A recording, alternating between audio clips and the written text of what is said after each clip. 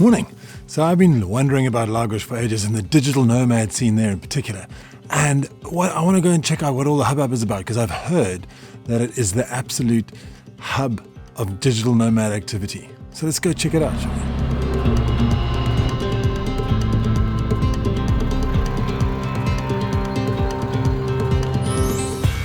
One thing I am really excited about though is that I get to go for a paddle, and I haven't been for a paddle for a hell of a long time. So I'm going to go and meet Sebastian, and we're going to chat to him because he's essentially a digital nomad. Digital nomads are becoming a really important sector of society. I mean, even the Portuguese government has got a digital nomad visa specifically for digital nomads. If you want to get into that, just drop me a line on algarve.com. We can talk all about it. But digital nomads, I mean, the digital nomad tribe is growing fast in the US with a whopping 16.9 million members who have ditched the office for a life of adventure and freedom. And that's 35 million around the world. Contrary to popular stereotypes, most digital nomads are not young and single. In fact, nearly half of them are in their 30s and more than half of them are happily married. Being a digital nomad doesn't mean living on a shoestring budget. On average, they make $4,500 per month, and almost half of them earn as much or more than they did in their previous jobs. Not all digital nomads are constantly on the move. Only a quarter of them combine work and travel at the same time. The majority prefer to travel slowly and immerse themselves in the local culture, visiting no more than 5 countries per year. The biggest headache for digital nomads is finding a reliable internet connection. More than half of them struggle with this issue and have to deal with slow speeds, frequent interruptions, or high costs. Now, I got that all off ChatGPT. Actually, I didn't. I got it off Bing AI. And it's so true. I just really relate to all of those issues because of just having spent quite a bit of time in South Africa with real internet issues and problems like that. So, yeah, amazing. Spot on. Let's get back to our digital nomad, Seb.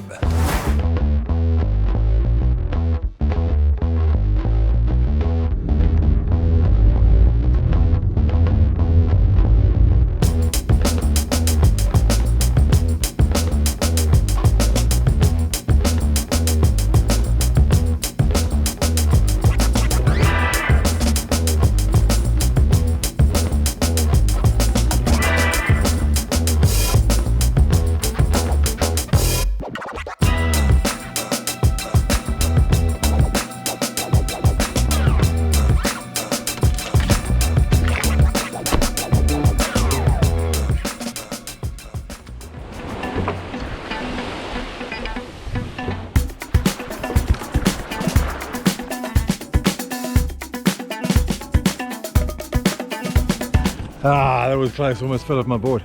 Oh, this is so nice to get back in the water. I'm just absolutely loving it again. Struggling to stand up. No, I'm just kidding. But it's a beautiful morning and we're off Luz, Praia da Luz. And there's absolutely nobody out here. There's hardly anybody. So it's just about 8:30. A couple of people on the beach.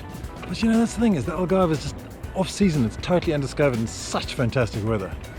Anyway, gonna get on my paddle, losing my boys. They're far over there.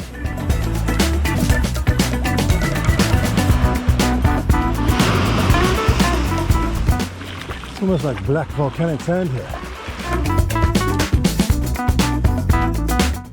You know, it looks volcanic, doesn't it?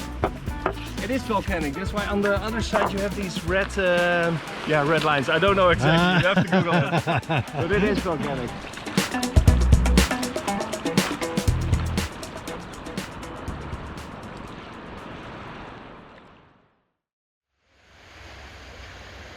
So Sebastian, thanks so much for the paddle. That was really cool, man. Yeah, it was awesome. Oh, it's fantastic.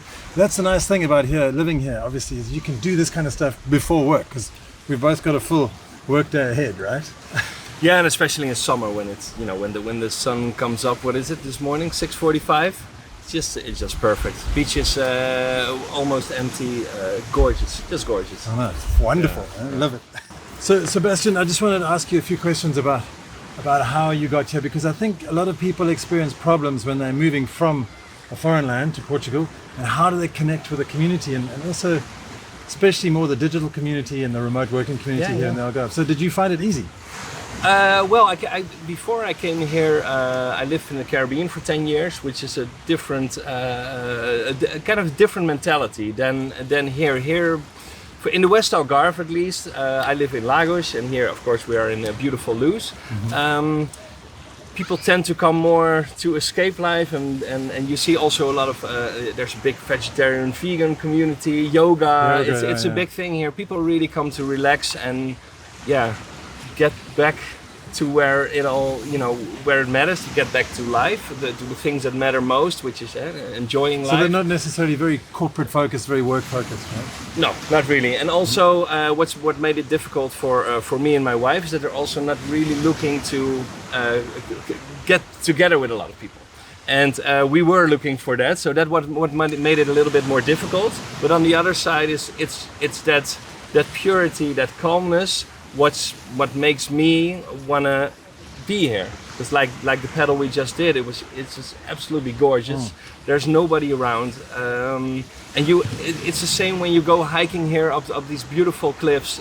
On the other side, there are beautiful cliffs. It's just absolutely gorgeous. From what I've told, we have some of the cleanest air in Europe. We have 300 sunshine days a year. The amount of times, and I lived in the Caribbean, which is very cloudy, the amount of times, look up here, it's just it's amazing. When I first arrived, it was like literally 6 months. You just didn't see a single cloud in the sky. It was amazing. Got a bit boring actually. It's all and it's also fun when you're like videos like this, if you or you do a Zoom call or a FaceTime with your family, and they're like, oh, blue skies again. Yeah. Yes, it is. Everything is just super gorgeous here. So how did you find meeting people? On a social and a business level here, did you join a specific club, or did you find a group of digital nomads? Well, when I came here 4 years ago, there were already some nomads. There's definitely a good international community here. Also, a bit driven by people that were successful already.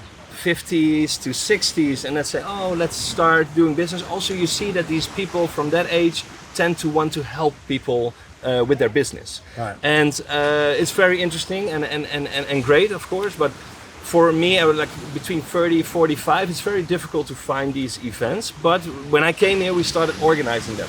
So it's really, I met most people. I just called everybody I saw, which was doing something in my field, met up for coffee, met up for beers, and just grew really it from proactive. there. I think You have to make it yourself. Yeah. Because a lot of people aren't proactive here because they are more conservative. But if you're proactive, you'll definitely find the people. Yeah, I mean, I remember meeting Sebastiaan in Faro, like I think it was probably about 3-4 years ago. Yeah. And we were at a function, a networking function.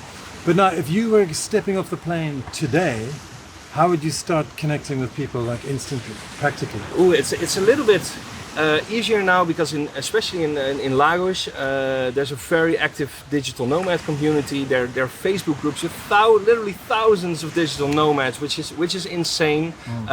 We have I want to mention Joanna Gloria, who was organizing these amazing events. I went to Lagos Digital Nomad. Yeah. I went last week, and it was just absolutely perfect. And I hope she continues with that. I hope other people join, because the more the merrier. And you see that really giving a boost to the Lagos life, not just for digital nomads, but also entrepreneurs here.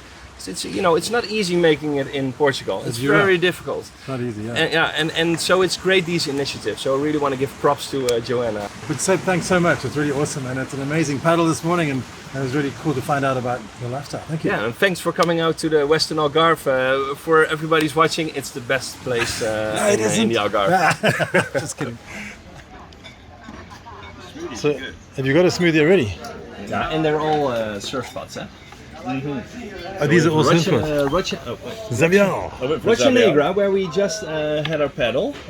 So it's here, Savial over there, Belize on the west coast, Ponte Riva is, oh my, it's really hard to get there. Cordoama, of course. We're just looking for my buddy's surf shop. Whew. He just waved and shouted this morning and said hello. But it's heavy going uphill here.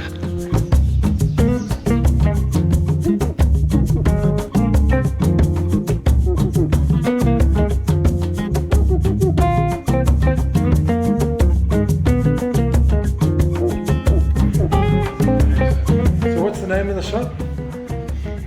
Algarve Sportland. Algarve Sportland, okay.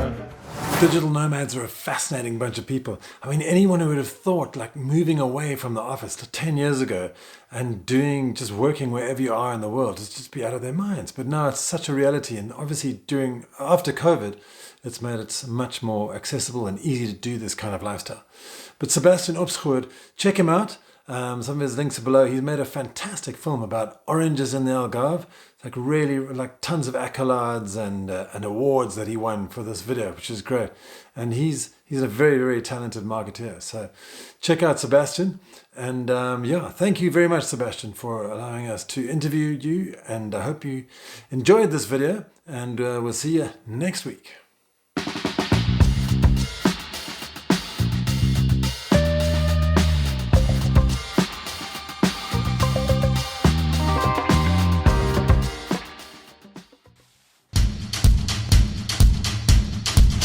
AlgarveAddicts.com